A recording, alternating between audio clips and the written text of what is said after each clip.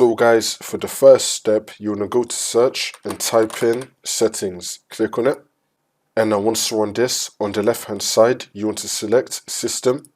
And now we're going to scroll down and then select storage. Now you want to select temporary files. Wait for this to load. You want to select refresh. And if you see something here that says previous Windows installation, then you want to tick the box.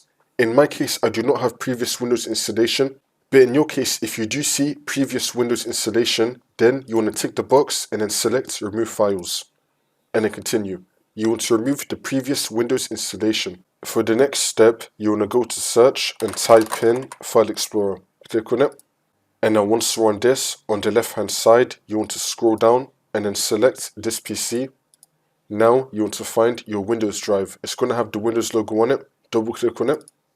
And if you see Windows.Old, you want to delete this. Delete that folder. Now you want to empty out your recycle bin. So right click on it, on your recycle bin. Select empty recycle bin and then click on yes. The Windows.Old folder should now be removed.